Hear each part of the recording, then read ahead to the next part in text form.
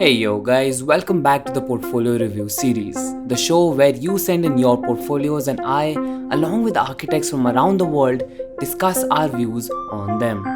This is the 7th episode and our guest is Oliver, the founder of Upstairs. The conversation today is filled with wit, with critiques, but most importantly with a lot of insights.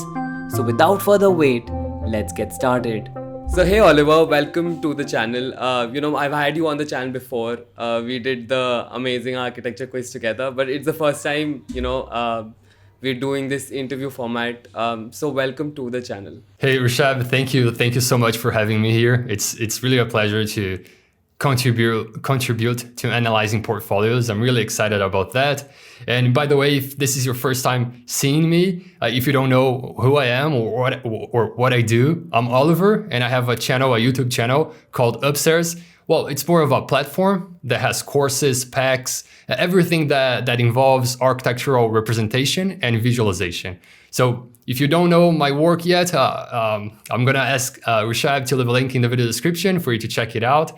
Hopefully you can also get to know my channel and I can contribute to Rishab's video here. Oh, for sure. I have seen the portfolio reviews that you and Steven create together, and amazing. I mean, obviously you guys have great insights. You guys generally also talk about how to upskill, how to take your visuals, how to take everything that you create to the next level. And that's why your portfolio reviews are also pretty great. So I'm really excited to have you for this one. Yeah, thank you. Thank you so much. And this portfolio review that we're doing with Steven, like me and Steven, we're trying to do this as a series. So if you guys want to check it out, I'm pretty sure Rishab is gonna leave a link in the video description. Yes, it'll be in the description. But this, you can say that this is more about the same style. We're gonna try to analyze the portfolios and hopefully give a lot of insight thoughts or tips that you can improve your personal portfolio. All right, so this is the episode 7 of the portfolio review series. So we'll also in between also go through the questions that people had sent in. Oh, that would be fun. Okay, so I want to start with this question. So suppose you're looking at this portfolio, and this I tell a lot of people to keep this in mind when they're sort of designing their portfolios, is when you are going through a portfolio, how much time typically do you spend on a single portfolio, like while looking at it? Well, if I'm analyzing a portfolio from someone, I would say like usually 10 to 15 seconds for the first glance. And depending on what I'm looking for, if I'm selecting portfolios to be analyzed over a YouTube video, or if when I was back in an architectural firm and I was hiring someone, I would have a prerequisites, like a topics list of points that I needed to check it so that I could move that one forward towards the application process. Because usually you're going to receive 100, 200 applicants or even more depending on what you're doing that for. And you cannot spend that much time looking at every portfolio. So if it doesn't tick one of the all of the boxes, or at least some of them that I needed to be ticked, it's just going to be discarded at the beginning. So 10 to 15 seconds max, like just go through the pages a little bit faster at first so that I can pre-select that and later take a deeper look and a more in-depth look, if you will. Your point being, when you were talking about the fact that when you were working for a firm and there used to be a checklist about, that you had to quickly go through and see the portfolios. This is also to the fact that we've discussed this a lot of times on these episodes, is the fact that when you are applying to jobs, people are usually looking for specific skill sets and not just general architects. You're looking for something very specific, and that is why your portfolio is usually just seen through that specific lens, whether it fits there or not. Yeah, usually, and especially for a job application, right? Because imagine you're applying for a firm that uses ArchiCAD, for example. If you're a master at Revit, that usually won't count, because although if you learn a BIM software, it's really easy to migrate to another one, in my point of view. But still, it's just a completely new software that you got to learn to be able to do the job spot that they are requesting. So if you don't have an ArchiCAD, for example, or Vectorworks or Revit, they're going to put your portfolio away and continue the process selecting others. So True. This actually happened in one of the portfolio review episodes. Is the fact that so me and the guest thought this portfolio was really good, and so we contacted Mariana's to get that person a job in ZHA, and Mariana gave Really? it forward. Yeah, and he got an interview, but the Oh, that's only really reason he was cool. not selected was the fact that he did not do all of that in Maya, and her particular cluster required people from Maya. But that's a really particular skill set, right? Maya, like how much of a percentage of architecture students or architects know that? Like, I don't know. I don't Exactly. know Maya. It's really specific. Same. Yeah. Yeah. I mean, the structure was pretty much similar to what the architects do in general. Yeah. And that is why we sort of contacted Mariana for it. But you've done all of that in Rhino. Yeah. Well, you kind of can do a lot of work from Zaha, if you will, in Rhino because it has that potential, but it doesn't compare. True. If they use Maya, you need to learn Maya, for example. It goes to show like people are usually looking for something very, very specific. And that is why Mariana in her episode had said, to not take rejection personally. Yeah, for Is sure. because a lot of times it's just might just be requirements and not anything to do with your caliber or skill set. And that's why it's so hard to judge portfolios and critique them because it really depends on the application that you're doing. And if Exactly. if you're applying for a master's, that is a totally different thing as well because they're going to look at the whole thing, at the whole structure, but usually for masters. They have some prerequisites too. If you're applying for a master's, I would try to see former students, the students that already graduated there in that school to see what they did and how were they accepted. That usually helps to see what type of style or type of drawings they are looking for. Oh yeah, for sure. All right. So now, without further delay, let's dive right into our very first portfolio of the day. Yeah, let's do it. Now, before we go to the portfolios, I want to tell you about the sponsor for this video, Skillshare. Now, as an architect or an architecture student, you constantly want to upskill and get better in a lot of areas. Now, Skillshare is a platform that can help with that. I actually went to the platform to check out some courses they might have for architects, and I found this course on Architectural Digital Collage by Steven Rubio from Show It Better. There are also some more courses on interior renderings and even architectural photography. And now for the fun part, you can get access to all of these for free. Yup, you heard that right. If you go to the description below, you will find a link that will give you access to the entire Skillshare catalog for 1 month completely free. This offer is valid for the first 1,000 people who click on the link. You can check out the courses you like and check out the platform. I personally am excited to see Steven's class called Architectural Digital Collage communicating architecture in a compelling way. So I would recommend starting with that one. And now, without further wait, let's get back to our video. Alright, so here on the portfolio review series, we actually obviously we dive deeper into each of the portfolios because there are only 3 that we do here. But there's also 2 things that we do. The very first is a quick glance, like you said, 10-15 seconds. And this is when, the person decides, whether I want to look at this folio further and, dive deeper into it later, or I would just keep it aside. So we'll do that quick 10-second, 15-second thing. And you can tell me your thoughts about this portfolio, whatever comes to mind. Okay, cool. Let's do it. From the first glance, I can tell that the drawing skills that this person has are amazing. And I would even just consider, if I were hiring or something, I would consider just giving another step of that application process, going to extra step, because it has so much thought and work behind each drawing. It's very unique, has identity, which it's not easy to find that on portfolios nowadays. And I think I really love the ways integrated handmade sketches into this whole portfolio and mixed it with like maybe renders, software generated images, drawings. It really shows his range of what all he can do. Well, this cover, I think it's one of the best ones I've seen in a while. And maybe you guys are going to say that I say this all the time, but in reality is that I look at a lot of portfolios every now and then, but I'll only show a couple of them. And when I do look at them, the first thing is always the cover that comes that comes to my screen. The covers that draw attention, usually they make me want to dive deeper and look at the pages. Whereas if a cover is really bad or very generic, I tend not to feel very inclined to look at the whole thing. But this sort of diagram, schematic, axonometric with a lot of detail, this is really fantastic. So let's go to the next page, which is the CV, which is very straightforward. I would just say I am not a big fan of the central alignment here. Yeah, center alignment is usually, it makes it harder to read overall. Because you don't have a reference of where the line starts. What is your take on a photo? This is like a hot topic on this series. Is it? A photograph to put or not to put? Yeah, it's controversial. I think we always talk about photos in general.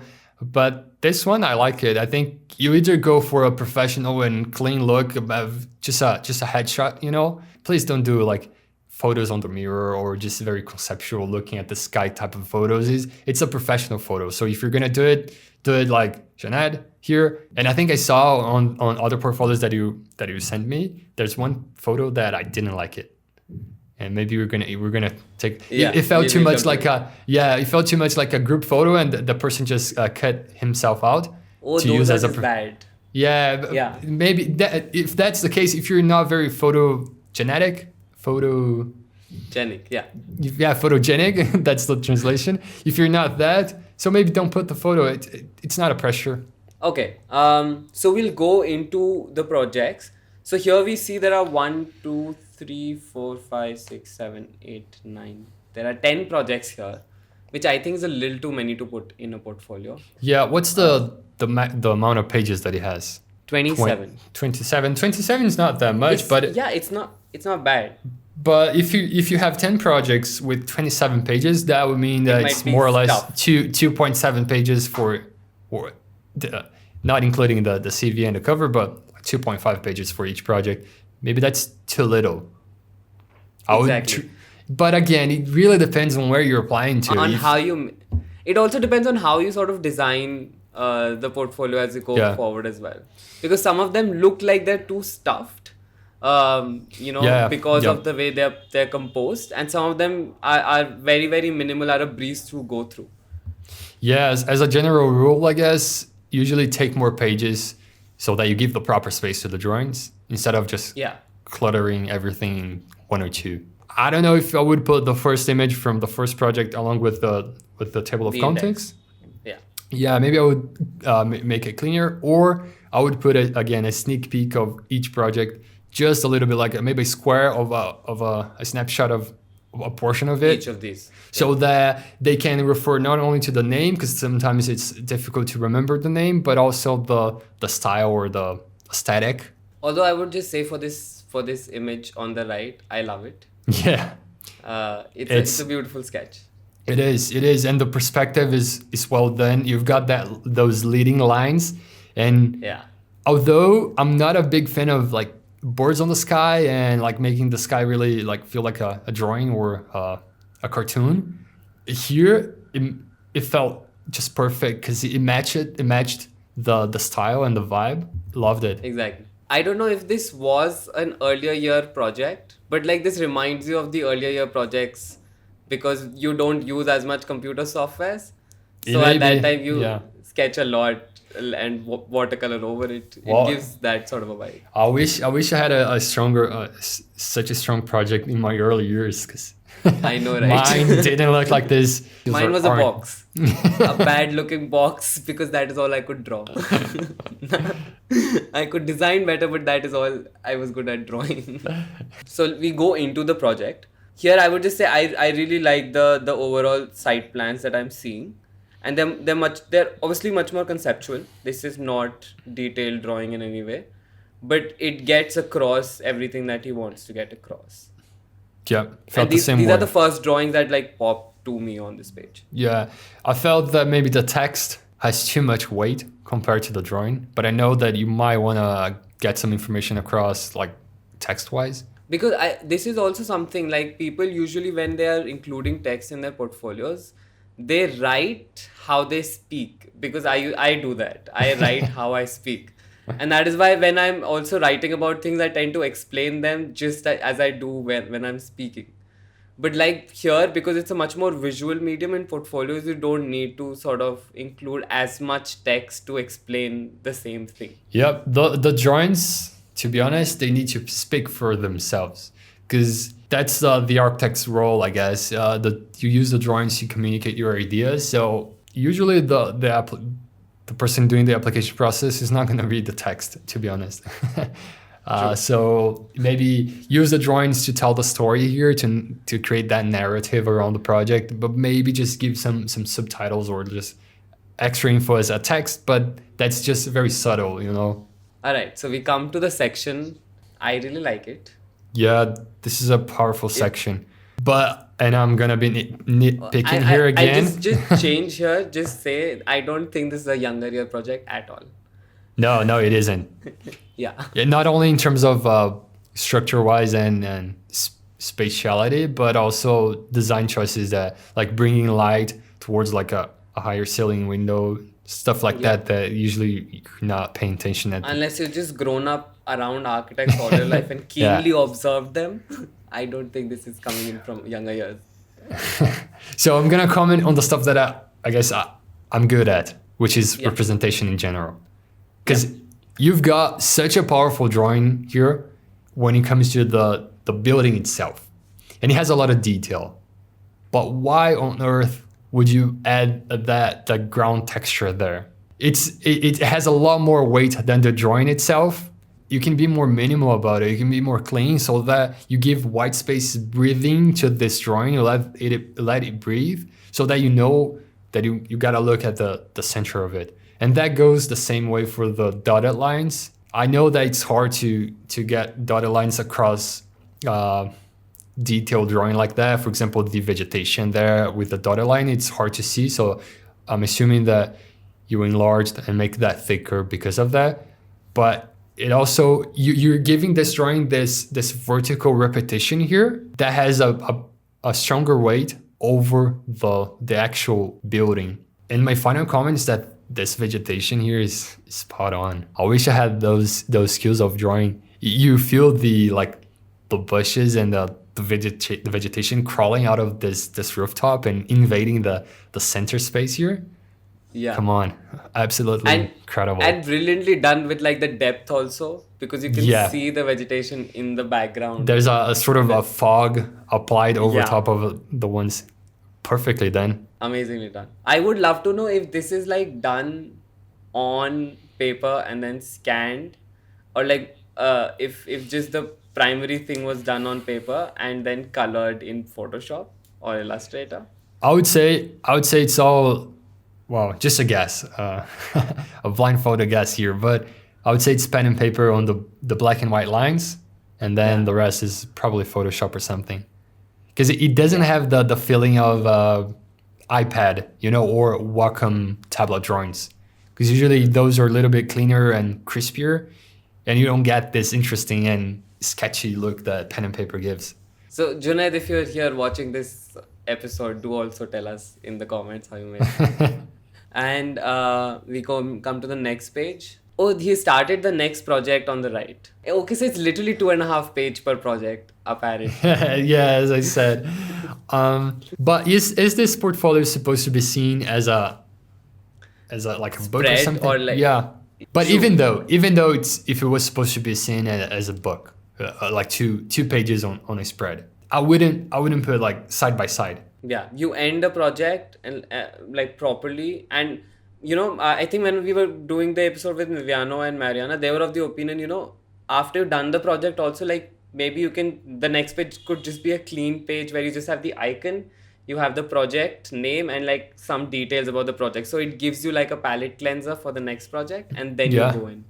Yeah, I like the way that you refer to like a palette cleanser. But that's the exact same thought that I had. And also because the reason also for that is, you see on the left hand side, you see these drawings which are more, which are lighter, which are more pastel colored, and on the right hand side you see this dark image, and all your attention straight away just goes there because of that dark image and that contrast. And then I'm bringing my attention back to look at the final things of your first project and then go into the second one. Yeah, definitely. And there's no problem in using two different styles between projects. I would say stick to one style per project so that you know it's cohesive. You can read that project from the beginning towards the end, but then you can switch it up and do a completely different style as you're probably going to do for the next one. There's no issue with that. But then just end the project and those begin. two styles together like this, they might clash like they are here.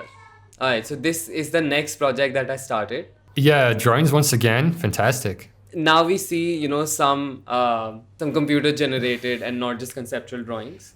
Yeah, well, although it's not as detailed. Yeah, not like this one.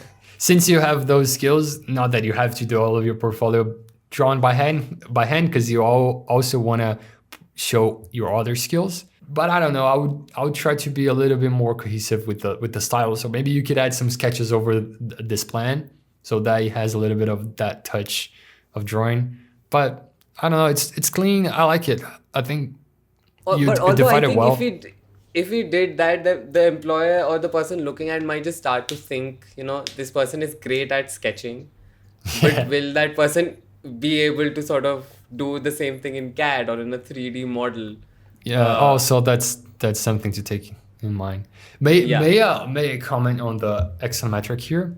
Axonometric usually uses parallel projection, and the way that these vertical lines are slightly slanted, inclined, I can tell that you're using perspective and not parallel projection. Not that it's wrong, but the name kind of doesn't match the drawing that you're trying to refer. But also using parallel projection takes the perspective out of the equation when reading the building. For example, if I didn't know, if I read the axonometric title, I would assume that this is parallel. So if it has a slanted line, it means that the roof kind of overextends over the structure, so that you kind of start to take those items into the equation here, which I'm assuming you didn't want to. Is there a name for a view like this, if you would just call it an exploded perspective view then? Yeah, an exploded diagram maybe.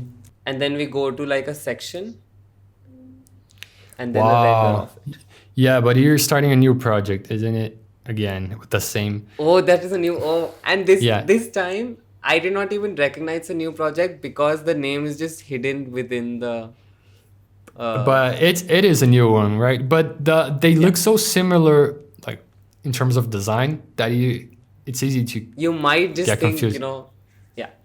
But also look at this. I love that you drew over the actual photo. I know, right? Yeah. And you managed to have the perspective right on point, which is not easy.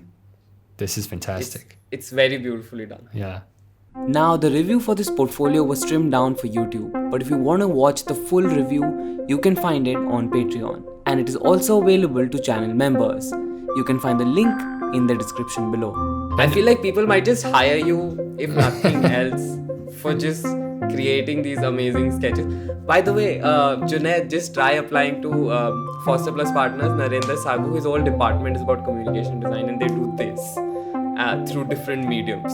And I think just try your luck there. Alright, so before we get into the next one, let's look at one of the questions. One of the questions is there an aesthetic way to put like construction drawings within your portfolio, or just you put them as they are? To be honest, well done construction drawings are pretty. I've seen some really, if you do it well, if you use proper line weight, if you use proper white space, and you know where to lay out the information, not in a way that distracts the overall drawing, as we just mentioned, it's beautiful, to be honest. I'm much more fond of well done construction drawings than just like a medium type of render, like, just do it the way that it's supposed to be. Use proper line weight. Avoid like those really detailed hatches and textures, and don't overcomplicate things. It's not supposed to be something extra. It's construction drawings, but you got to be able to read it properly. All right, so this is the next portfolio of the day, and this is Martin's portfolio. We'll take a quick 10-second scroll through the portfolio, and you can let me know your thoughts that are going through your head. Yeah. It has some great drawings for sure. And I've seen this one. Probably Martin has took my courses because I've seen some similar style over the drawings and even the packs that we have at our store. Nice. Yeah. Could be, But these drawings are sick. But I've got some comments over the drawings, but I'll leave it till later. But to start with the cover, sorry man, but this feels like a back cover to me. I know, right? I was about to say there's nothing in it. It doesn't tell anything about you. If nothing else, just put the whatever you've written right at the center. Yeah, and even maybe so your name too. Your name would be interesting. You don't have to add any drawings, but I usually tell people so for me, I've realized, and also talking to people, covers are not that important compared to what's inside the portfolio. It's like not. Nobody would never hire you because you have a bad cover. Yeah, but it's the first impression. It's what's gonna make.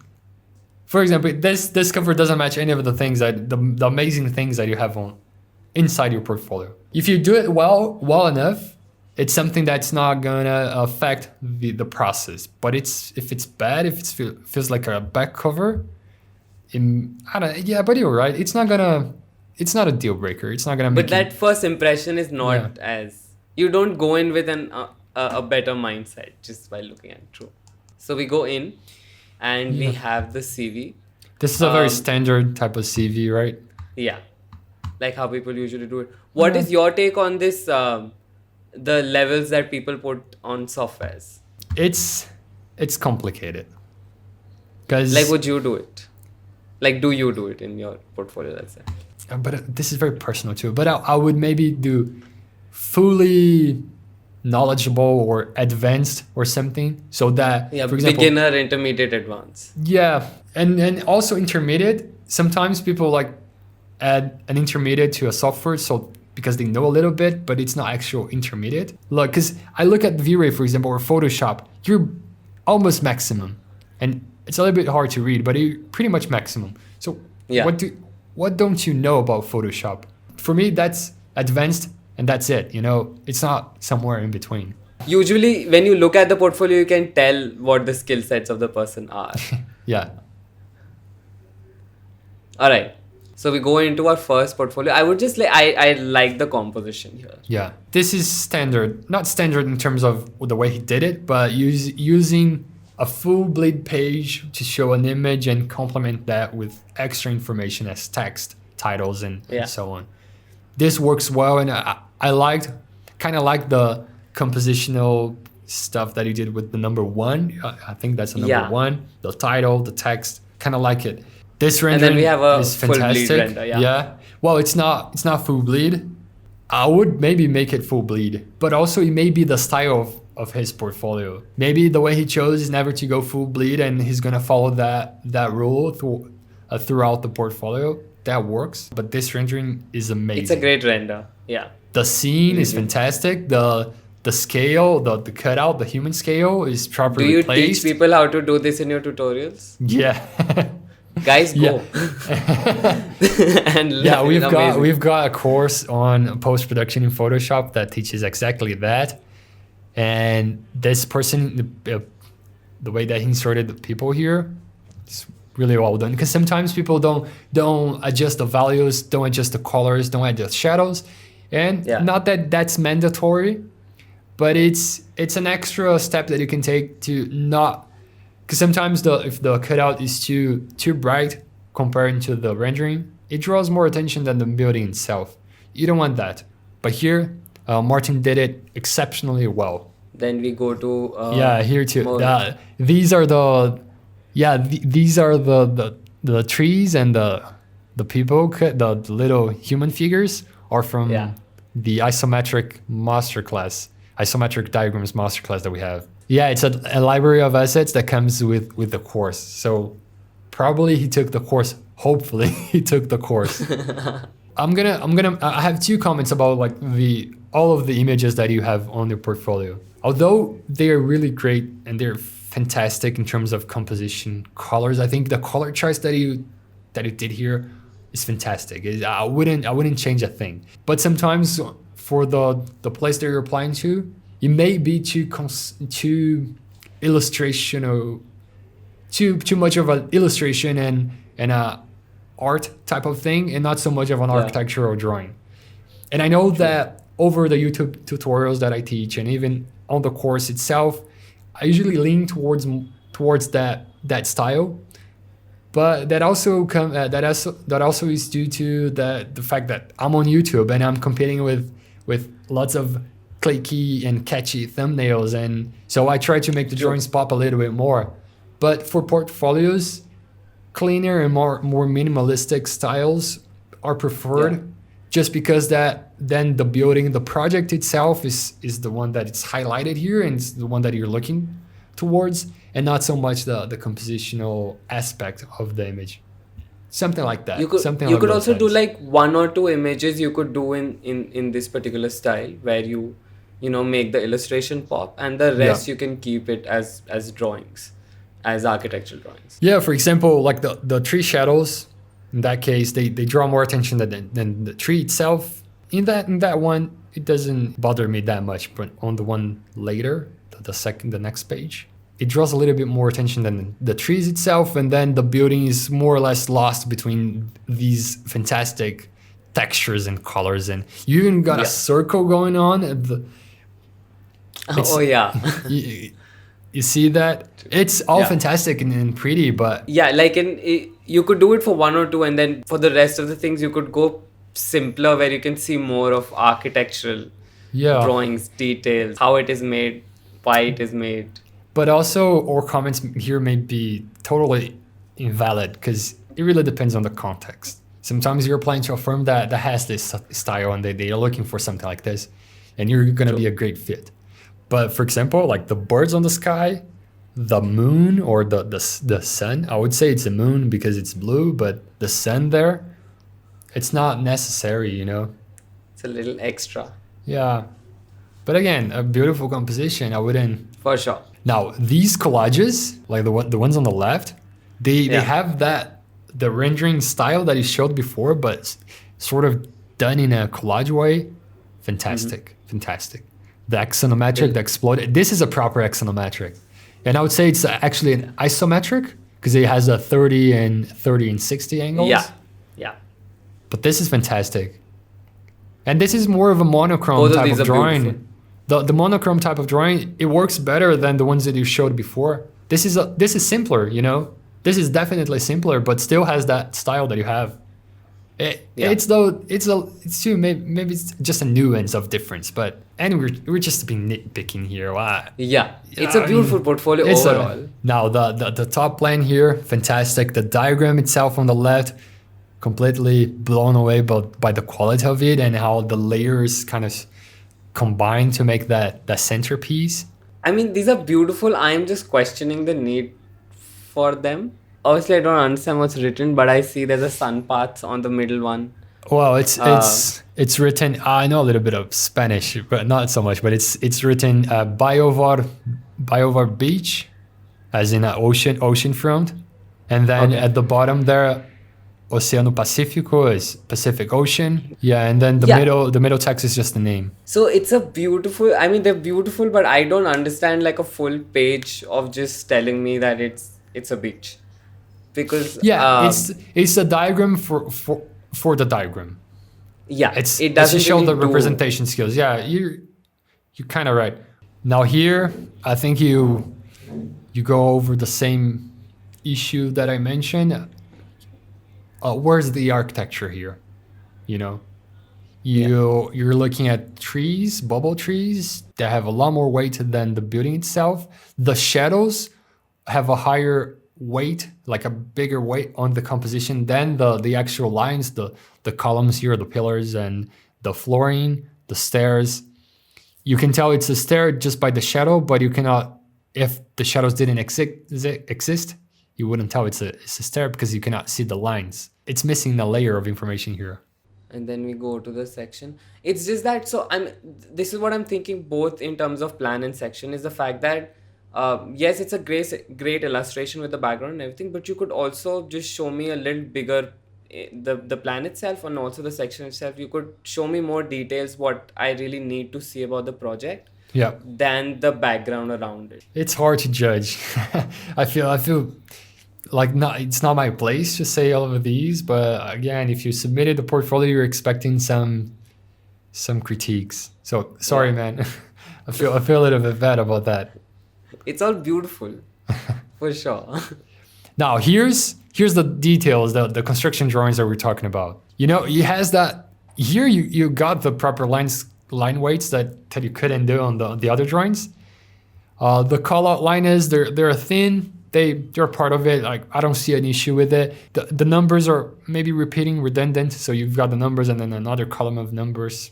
You could have used the same column to put the text along with it, but good job on the details.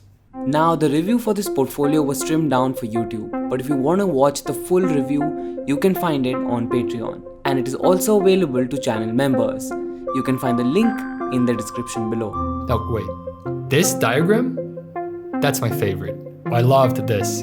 It has that style that you showed in all of the drawings, but still it's clean. You use the colors to identify the floors. Probably you're talking about like a public floor here with the light blue, so that it extends inside the ground floor of the building, and then the darker ones are more of a private ones where not everyone has access to. So this is, for me, if you did it this way with the other drawings, would be a total winner.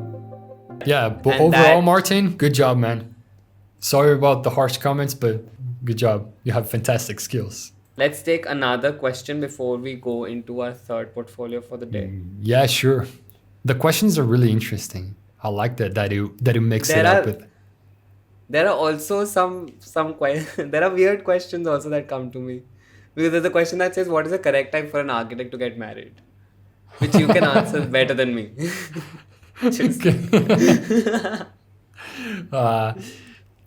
Should I answer that, really? Do you want to? Not really. This is because maybe this is more thing. Yeah, this is alongside that line of thought that architects don't have life. They're supposed to work until they die, and I really don't follow that type of thought. And I think like workaholic architects are sort of like a not a disease, but like a bad stuff that happens within the industry. And I don't relate to that. And I think architecture schools are also not supposed to be terrifying and pulling all-nighters. I did pull a bit of all-nighters when I was in school, but it was only due to my lack of time management and stuff. Exactly, yeah. I don't know. I just don't follow that line of thought, really. I can just put this in, like this discussion. Yeah, maybe.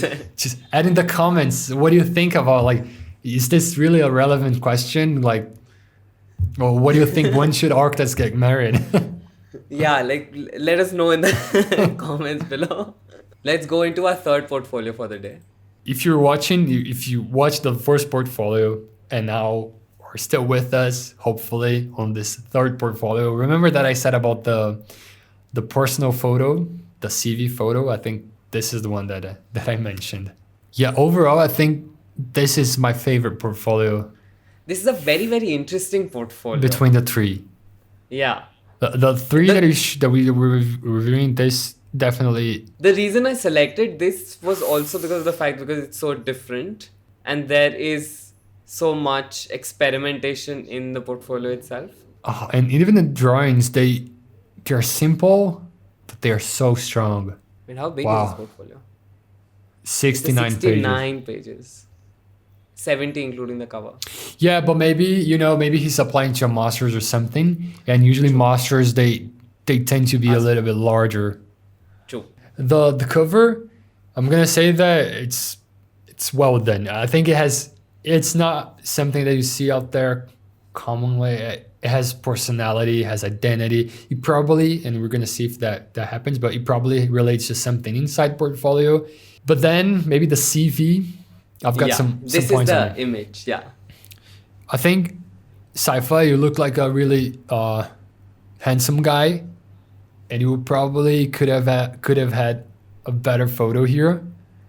It doesn't feel very professional, and I'm sure you're a very professional and down to earth guy that's gonna be right on time on every position that you get and not gonna be late and do the professional stuff that you're supposed to do. But this photo doesn't feel like that. It's a little too casual.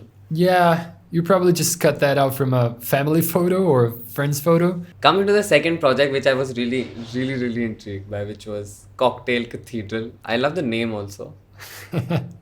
Fantastic. And how you managed to kind of play with your yourself there, where you added multiple versions of yourself using the model.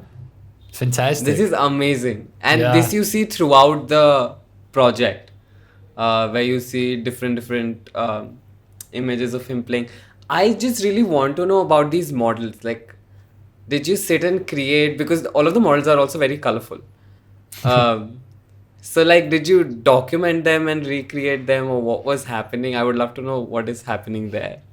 I think I saw on his CV that he has 3D printing as a skill set. And I think here he's showing that he definitely have the skills, and he's experimenting.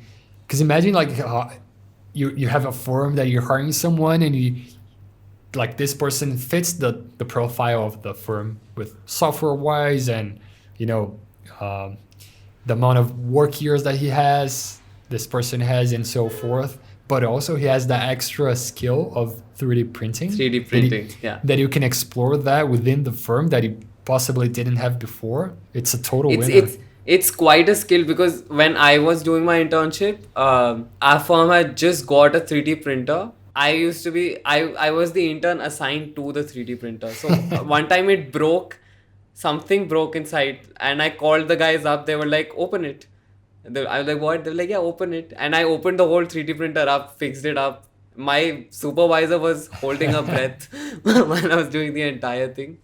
But, working with 3D printer is a skill that, a lot of people might not have, but if you can do it, it's amazing. Yeah, nowadays it's much more affordable, I guess. And takes that extra work. You got to be interested. You got to show up and practice it. And it's funny because I've gone through my entire architecture school years and never ever once used 3D printing. And even like 3D, not 3D, but what's that technique that uses laser cutting, I guess. Laser cutting, yeah. Yeah, there's a proper name of it. I don't know, but laser cutting. Well, this was something that wasn't really affordable, at least here in my city, I guess, or my country, Brazil. It's not something that for every project you could just hire someone to 3D to laser cut your model. Yeah. True. So we usually did it all by hand, and it's really funny when I see like people doing by hand on Instagram or YouTube, and then you look at the comments and everyone is bashing on them like, just use a 3D printing, just use a laser cutting machine. And people just don't relate that maybe sometimes that's not affordable on their another country, another like cultural even in background. India, like in US, I know a lot of universities where you're doing masters and it's like a thing. You buy a 3D printer while you're doing your course. Yeah. Here it's just this is not extra expensive. And Same. I did portion of my final model for my thesis as a laser cutting, using laser cutting, but it wasn't the entire thing. One, because it wasn't accessible. I had to hire someone at like a proper office that did that. It costed extra, but it wasn't viable because these things, they require testing and experimenting until you fine tune it to find the best result. So it's not only about the price, but also it wasn't convenient to keep doing like that. So in this project, coming back to his work, we see now he's like playing with the models, and we see he creating plans and also I love that again it's all color coded, so you can exactly see how the model is configured here and how it will be on the site. I've got some comments about just the page layouting maybe. Yeah. You've got that white bar on the left and then a black background. Just feels a bit unthought, if you will. Like you gave so much thought to the model, to the images, to the photos itself, because you can tell that he's using a like a proper white endless background to take those photos. You gave so much thought to this part, but the black background and then white background, they don't feel like they match your effort here. I think the text here is perfectly done. You gave the proper space, whereas in the other portfolios that we saw, they didn't do. The font, the type here is, I like it. It feels more like a typewriter or like more computer type of font. It has that space between the paragraphs, because sometimes if you look at an entire paragraph, like the three paragraphs like this, they're close together, you don't feel like reading this. But if you look at just three portions of text, it's much more easier you feel more inclined to reading that. And then I love this where he's used the models, he's put in himself also, and then there are also drawings over it. Yeah, this is fantastic. It's a very interesting way of showing the portfolio. I don't know if it's his school that gives this opportunity to explore, if this is a academic project or not. This didn't happen on my school for sure. And this is a mix of an exploded axonometric diagram with the photos, with sort of this warm gray background, which I felt they matched perfectly with the color combination that you had. Yeah. For example, a white background wouldn't be as good as this sort of warm gray color. And the one on the left, the right, composing things on the right as an image, because I feel like it's composed. It might not be just an image in itself. It might be I think it is, and it feels a bit dreamy, doesn't it? Like he's like the creator of this imaginary world. It's really cool. Now, the review for this portfolio was trimmed down for YouTube, but if you want to watch the full review, you can find it on Patreon, and it is also available to channel members. You can find the link in the description below. Also, the second last image, I think he has maybe photoshopped himself inside. So it feels more like a photo. Yeah, I think that's it. But dude, you've got a photo of yourself. Why don't you use just this photo on as a profile on the CV? If that is you. Yeah, if that's you. This was a pretty good portfolio. Yeah, I wouldn't change a thing. Well, obviously the composition, layout and stuff, but again, the content is so exceptional that you kind of ignore the fact that it's not so refined on the composition. Yeah, my favorite out of the three, for sure. I always think that I will make my portfolio review shorter, and I would make it more. Yeah, man, I've got pretty much 2 hours of recording here. So that was those 3 portfolios that came episode 7. Thank you to everybody who sent in their portfolios. It was an amazing collection, and from that narrowing down 3 is really, really hard. But these 3 really spoke to me, and that is why I selected them. But yeah, thank you for sending in your portfolio, and thank you so much, Oliver, for all of your amazing advice throughout the episode, and just for being here on the channel. No, thank you, man. Rishab, thank you for the invitation. It was a pleasure being here. I had so much fun. Reviewing portfolios is always interesting. Like, we get to take a look at different cultural backgrounds, architectural design processes, and all of that. So thank you so much. Again, if you want to go check out the work that I do over YouTube, go follow Upstairs YouTube channel. It's youtube.com/learnupstairs. And on Instagram, link in the description. Link in the description as well. And on Instagram, we also post a different type of content there, more like travel tips, architectural reference, inspiration lists, and overall Photoshop tips, software tips, that kind of stuff. It's also at Learn Upstairs. And on the Upstairs channel and Show It Better channel, they do portfolio reviews, Oliver and Steven together. So do check out those as well. They do it much faster and more portfolios, just FYI. But hopefully it's as good as this one. But we are also not reviewing portfolios only. I think the next episode is going to be about image review, and we might oh, that's amazing. Yeah, redo some of the images, maybe reorganize the structure, the composition. I don't know. We're gonna see that. Thank you again, man. Thank you all for watching. And that was it, you guys. That was the 7th episode of Portfolio Review series. I hope you enjoyed it. If you want to send in your portfolios for the next episode, you can send it to baportfolioreview@gmail.com. If you like what I do on this channel and would like to support it, you can do so via Patreon and via channel memberships. The links for both can be found in the description below. I will see you guys soon with more such content. Until then, bye bye.